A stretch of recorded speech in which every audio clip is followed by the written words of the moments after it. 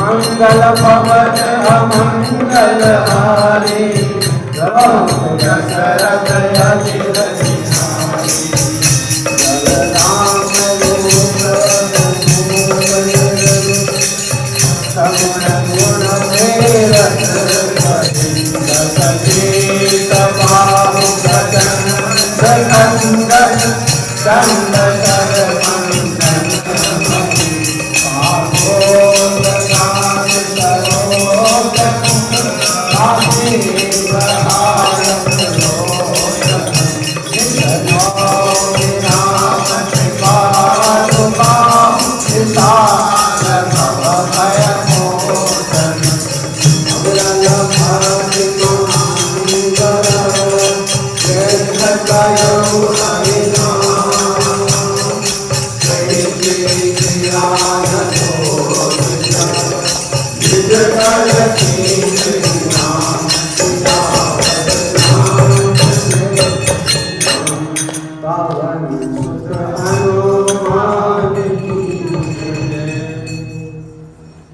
तुलसी पिछले काम से हरि चर्चा सुहाई, जैसे ज्वर के वेग से भोजन की गति हो।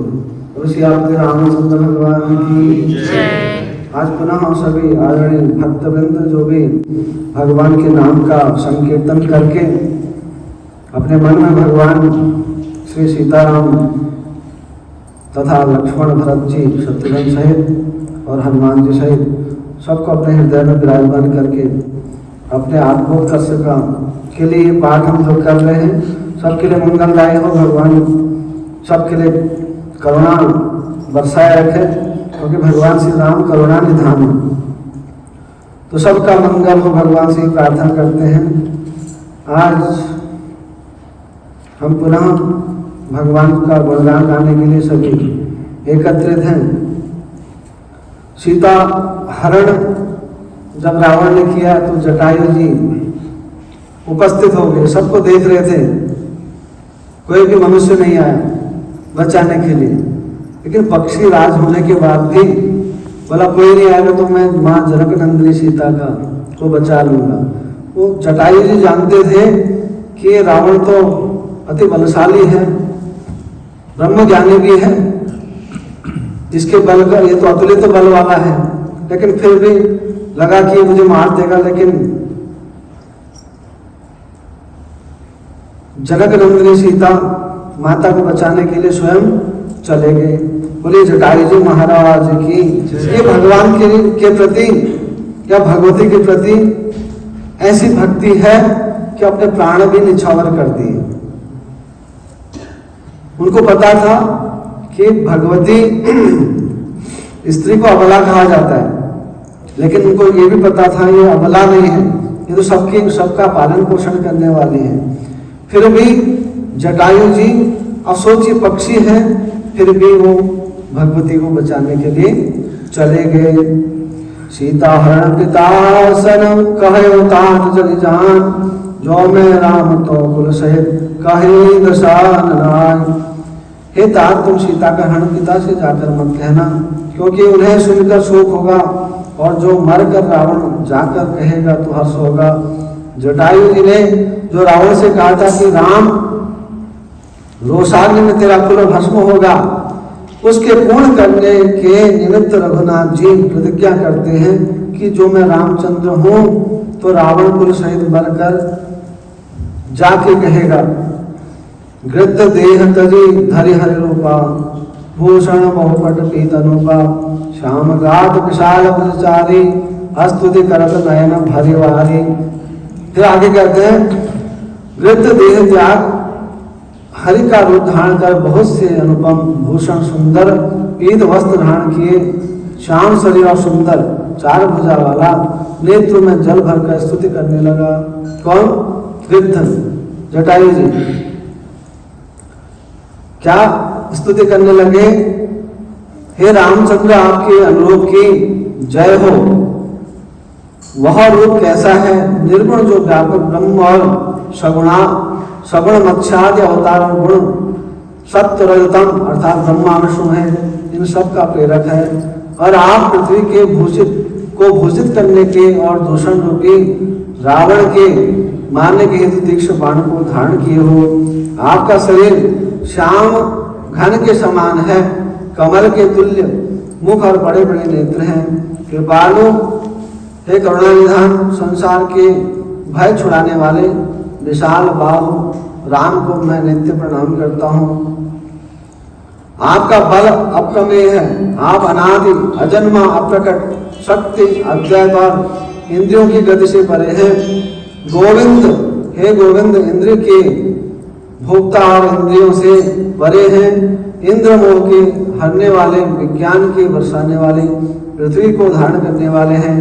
जो अनंत संत राम मंत्र को जपते हैं और उनके मन को प्रसन्न करते हैं।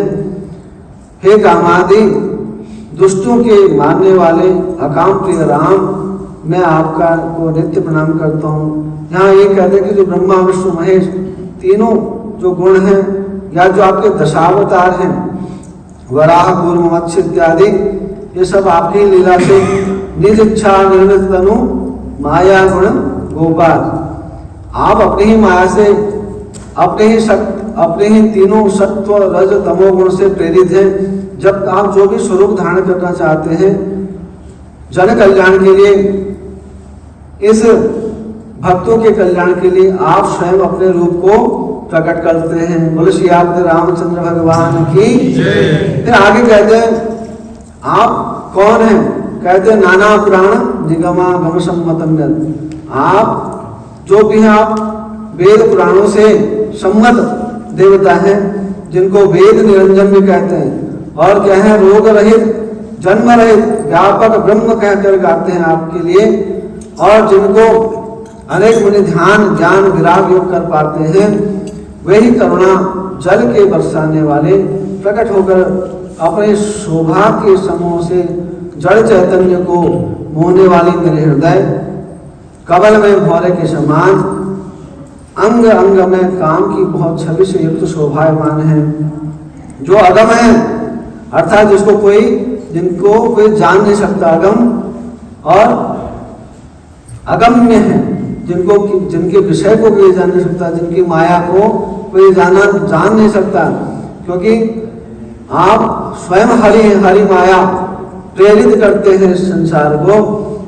दुर्गम है, जो कि आपके इस माया को जानना तो दूर, आपको जान भी नहीं सकते हैं। सुगम भी है, और कहते हैं आपको भक्त जो हैं बड़े जल्दी आपको प्राप्त कर लेते हैं, आपकी माया को जान लेते हैं भक्तिवश से।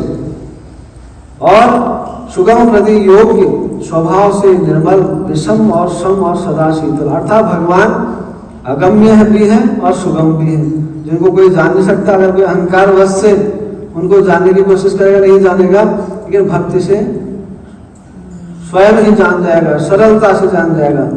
जिनको योगी जन मन और इंद्रियों के वश करने वाले अनेक यत्न करते हैं, जो योगी लोग ध्यान लगाते हैं वर्षों तक, वो भी नहीं जान पाते हैं।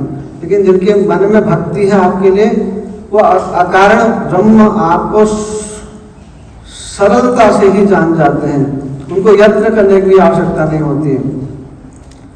वैसे जानने में अगम और कृपा कर भक्तों के जानने में सुगम हो जाते हैं, और कर्म फल देने में विषम भक्तों पर दया करने में सम हो।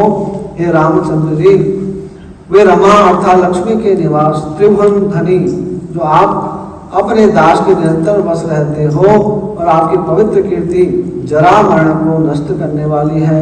मेरे हृदय में आप बस जाए। अविचल भक्ति का वर मानकर गिद्धराज हरिधाम वैकुंठ को चले गए। रघुनाथ जी ने उनकी यथा योग्य दाहादि क्रिया अपने हाथों से की। भगवान के इतने भक्त थे, गिद्धराज का पिंड दान किया, अग्नि संस्कार किया, जितने भी कर्म होते हैं जो मनुष्य के लिए किए जाते हैं, इतना कर्म किया। इसलिए उनके जो प्राण हैं गिद्धराज के, भगवान के अंक में गए, भगवान श्री राम के गोद में गिद्धराज के प्राण गए। बताइए, ऐसी भक्ति है उनकी।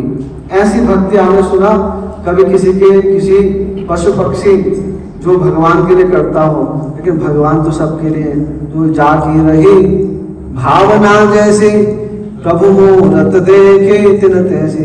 तो जैसी भावना से भगवान को भजता है, इसलिए भगवान ने कहा ये यथा माम प्रपद्यन्ते तांस तथैव भजामि।